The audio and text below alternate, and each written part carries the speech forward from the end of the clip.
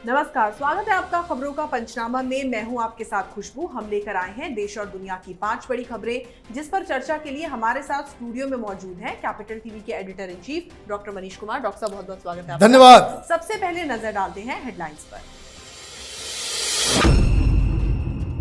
Monsoon सत्र की शुरुआत हुई जोरदार हंगामे के साथ। राज्यसभा में बोले पीएम मोदी, विपक्ष की सोच महिला विरोधी। पंजाब कांग्रेस पर से नहीं हटे संकट के बादल, कांग्रेस का फॉर्मूला फेल। अमरिंदर ने सिद्धू को नहीं दिया लंच का न्योता। पूरी दुनिया पर जासूसी कर सकता है इजरायली पेगासस सॉफ्टवेयर, ताजा खुलासे से हुआ बवाल। यूपी सरकार के कामकाज को लेकर 5 घंटे तक चली आरएसएस की समन्वय बैठक। सीएम योगी और डिप्टी सीएम केशव प्रसाद मौर्य भी रहे मौजूद। और राजदूत की बेटी के अपहरण पर अफगानिस्तान ने वापस बुलाया राजदूत, पाकिस्तान के साथ चरम पर तनाव।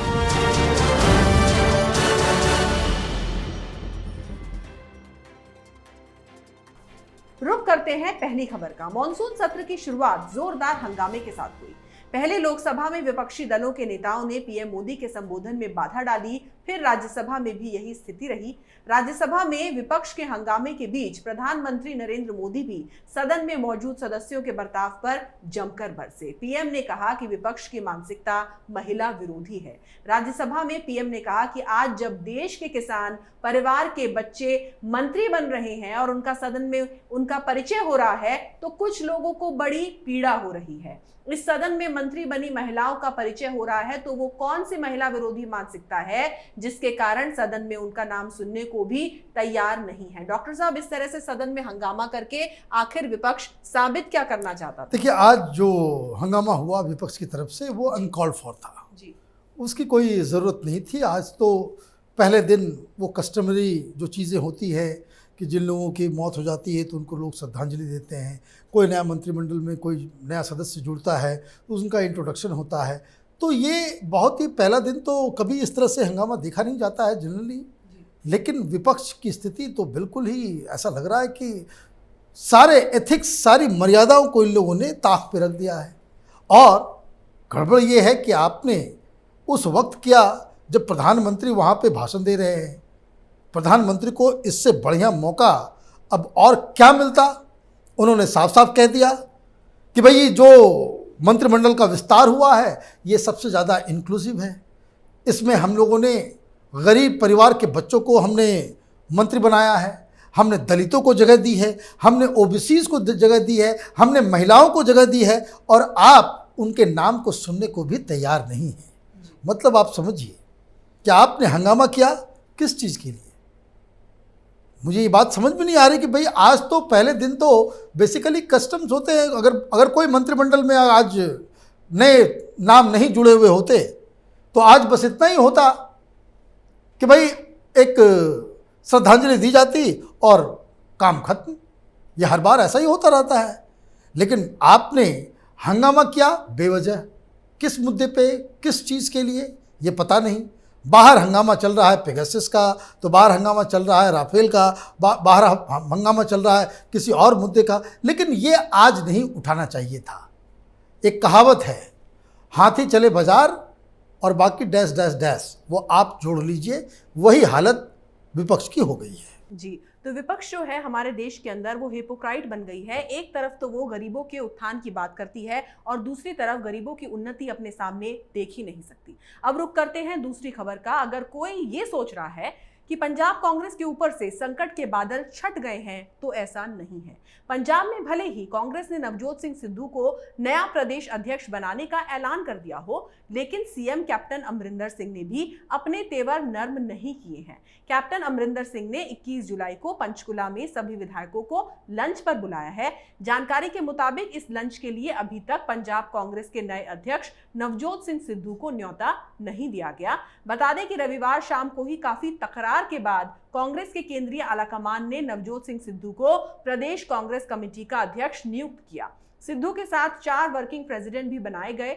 रविवार रात से लेकर अभी तक सार्वजनिक तौर पर कैप्टन ने नवजोत सिंह सिद्धू को प्रदेश अध्यक्ष बनने पर बधाई नहीं दी है। डॉक्टर साहब, ये कौन सा फॉर्मूला था कांग्रेस का कि अमरिंदर सिंह जो है उन्होंने अपने तेवर अभी तक नहीं बदले? देखिए, ये बात बिल्कुल ही साफ है जी कि कांग्रेस पार्टी पंजाब में उसी हालात में पहुंचने वाली है जिस तरीके से कांग्रेस पार्टी दिल्ली में पहुंच गई। क्योंकि आप जब चुनाव से पहले इस तरह के अलग अलग पावर सेंटर्स क्रिएट करते हो और वो आपस में एक दूसरे से सीधे टकराने के मूड में हो, तो नुकसान किसी भी तरीके से वो कांग्रेस पार्टी का ही होना है। अब सोनिया गांधी ने तो घोषित कर दिया नाम। अब आपका जो आप ये भी कह रहे हैं कि भाई पूरा चुनाव हम कैप्टन अमरिंदर सिंह के चेहरे पर लड़ेंगे। आपके सबसे बड़े लीडर हैं, आपके सारे सांसद, वो पंजाब से जो सांसद आए हैं कांग्रेस पार्टी के, वो सब कैप्टन अमरिंदर सिंह के साथ हैं। सारे मंत्री अमरिंदर सिंह के साथ हैं। सारे आपके जो बड़े बड़े लीडर्स हैं वो अमरिंदर सिंह के साथ हैं। आपने एक मिसगाइडेड मिसाइल को जो 3-4 साल पहले वो आपकी पार्टी में आया, उसे आपने अध्यक्ष बना दिया। तो ये टकराव अभी इसकी सिर्फ शुरुआत हुई है। जैसे जैसे वक्त आगे बढ़ता जाएगा, जैसे जैसे नवजोत सिंह सिद्धू फैसले लेते जाएंगे, वैसे वैसे ये टकराव आगे बढ़ता चला जाएगा। और वैसे भी अगर आपको अध्यक्ष बनाना ही था तो उसे पूरी शक्ति के साथ बनाया होता। 4 कार्यकारी अध्यक्ष बनाने की क्या ज़रूरत है, ये सोनिया गांधी और राहुल गांधी और प्रियंका वाड्रा को बताना चाहिए। वैसे ओपिनियन हमारा तो बस यही है कि ये एक ऐसा फॉर्मूला तैयार किया गया है जिसमें कांग्रेस की तबाही वो निश्चित है। जी, तो जैसा कि यहाँ पर डॉक्टर साहब ने कहा कि अगर कांग्रेस का जो शीर्ष नेतृत्व है उसमें क्षमता ही नहीं है तो जगह चाहे दिल्ली हो चाहे पंजाब, सारे फैसले कांग्रेस के गलत ही होंगे और ऐसा ही पंजाब में हो रहा है। अब बात तीसरी बड़ी खबर की। दुनिया के 50 देशों में सरकारों के 50,000 से ज्यादा लोगों की लंबी सूची की जासूसी करने के लिए इस्तेमाल की जाने वाली इजरायली फर्म एनएसओ की सैन्य ग्रेड पेगासस स्पाईवेयर पर एक धमाकेदार रिपोर्ट से बवाल मचा हुआ है। पेगासस एक मैलवेयर है जो आईफोन और एंड्रॉयड उपकरणों को प्रभावित करता है। ये अपने यूजर्स को संदेश भेजने, फोटो खींचने, ईमेल भेजने, कॉल रिकॉर्ड करने और माइक्रोफोन सक्रिय करने की अनुमति देता है। मीडिया रिपोर्ट्स के मुताबिक 189 पत्रकारों, 600 से अधिक राजनेताओं और सरकारी अधिकारियों और 60 से अधिक व्यावसायिक अधिकारियों को एनएसओ समूह के क्लाइंट द्वारा लक्षित किया गया था। इसका मुख्यालय इजराइल में है। 17 मीडिया संगठनों के 80 से ज्यादा पत्रकार आने वाले दिनों में सनसनीखेज खुलासे करेंगे। डॉक्टर साहब, भारत पर इसका क्या कुछ इम्पैक्ट पड़ सकता है? देखिए, ये एक फेक न्यूज़ है जी। बवाल तो मच रहा है, लेकिन ये एक फेक न्यूज़ है क्योंकि इस तरह की सारे जो आरोप जो लगाए जा रहे हैं ये एक इंटरनेशनल कॉन्स्पिरेसी का हिस्सा है। जो एनएसओ कंपनी जो पेगासस को ओन करती है, जिसने ये मैलवेयर बनाया है, उनका साफ साफ कहना है कि उनके पास ना कोई इस तरह का कोई रिकॉर्ड है, ना कोई सर्वर है। वो सिर्फ और सिर्फ पेगासस को उन सिक्योरिटी एजेंसीज और उन कंट्रीज़ को बेचती हैं, उनको देती हैं जो इसका इस्तेमाल बाकायदा terrorism, prostitution racket, paedophiles, drug mafia और बड़े ऑर्गेनाइज्ड क्राइम को कर्टेल करने में इसका इस्तेमाल करती है। और ये जो पूरा जो सॉफ्टवेयर जो की बिक्री भी होती है वो यूएन के नियमों के अनुसार किया जाता है। और एक अहम बात ये है कि ये जो पूरा बवाल मचा है वो फॉरबिडन स्टोरीज और एमनेस्टी इंटरनेशनल के रिसर्च के ऊपर स्टार्ट हुआ है।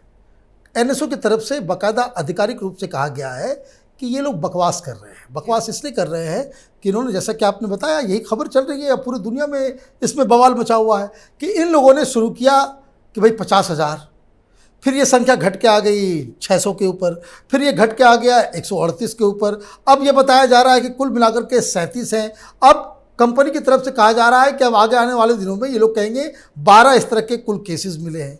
अब सवाल ये है कि एमनेस्टी इंटरनेशनल का क्रेडेंशियल क्या है। हिंदुस्तान के अंदर इसका इम्पैक्ट ये है कि जो जितने लेफ्ट लिबरल कबाल के लोग हैं, इन लोगों ने ये कहना शुरू कर दिया है कि भाई मोदी सरकार इनकी जासूसी कर रही है पेगासस के जरिए। अब पेगासस की तरफ से, मतलब एनएसओ की कंपनी की तरफ से उन्होंने साफ कर दिया है कि उन्होंने जो पेगासस को जो सॉफ्टवेयर जो बेचा है वो वेस्टर्न डेमोक्रेसीज को बेचा है, हिंदुस्तान का तो उसमें नाम तक भी नहीं है।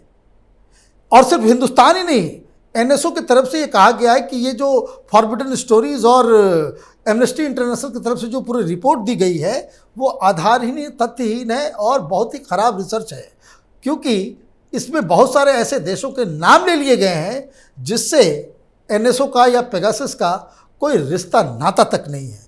तो ये एक फेक स्टोरी है, और फेक स्टोरी इसलिए है कि जिस तरह के एलिमेंट्स इसमें नज़र आ रहे हैं, इनका तो धंधा ही है पैसे लेकर के हिंदुस्तान को बदनाम करना। जी, तो जैसा कि यहाँ पर डॉक्टर साहब ने कहा कि कुछ ताकतें ऐसी हैं जो भारत समेत कई देशों को इस आग में जलाने की कोशिश कर रही हैं, फेक न्यूज़ की आग में। लेकिन जैसा कि ये तथ्यहीन रिपोर्ट है, रिसर्च है, इसकी वजह से ये किसी भी देश का कुछ भी नहीं बिगाड़ पाएगी।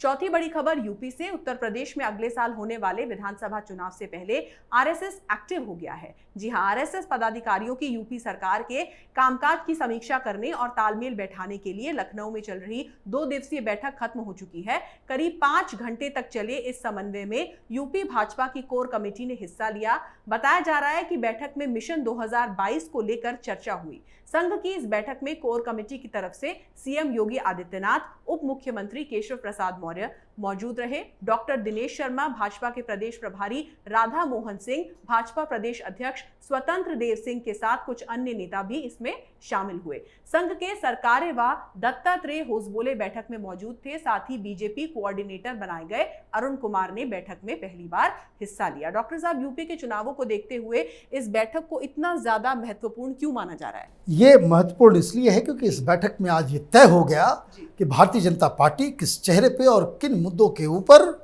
चुनाव लड़ने वाली है।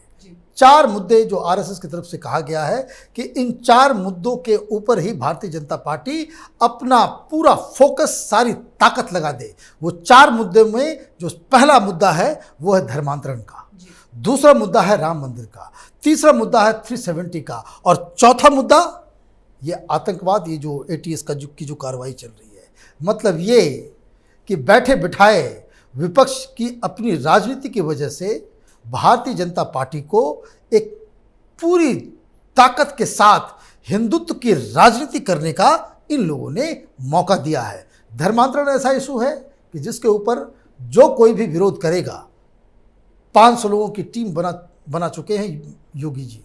हर डिस्ट्रिक्ट में कहाँ कहाँ इस तरह की गड़बड़ियाँ हुई है, सबको चिन्हित किया जा रहा है और दोषियों को दंडित किया जाएगा।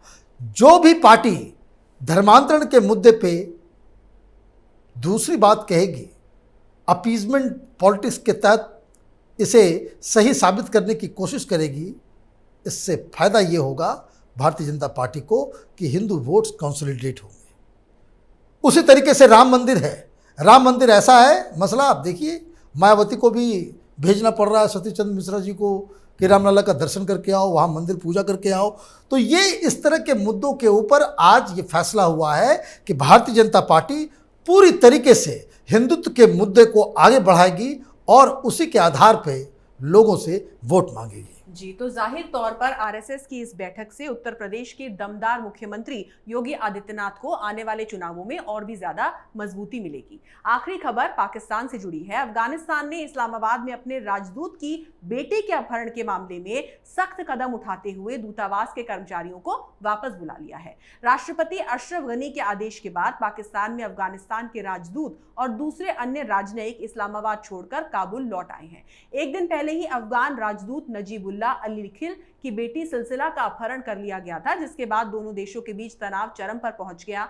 अफगानिस्तान राष्ट्रपति के सलाहकार वहीद उमर ने बताया कि अशरफ गनी ने कहा है कि अफगान राजदूत की बेटी के अपहरणकर्ताओं को न्याय के दायरे में लाया जाना चाहिए। पाकिस्तान में अफगान राजनयिकों की सुरक्षा सुनिश्चित की जानी चाहिए। दोनों देशों के बीच तालिबान को समर्थन दिए जाने के मुद्दे पर पहले से ही तनाव बना हुआ है। डॉक्टर साहब, पाकिस्तान की कुंडली इतनी खराब क्यों है कि एक मुसीबत टलती नहीं दूसरी आ जाती है? देखिए, अफगानिस्तान की जो वहाँ पे सरकार है उन्होंने साफ साफ डिक्लेयर कर दिया है, उनका स्टेटेड पोजीशन है कि पाकिस्तान आतंकवाद का गढ़ है।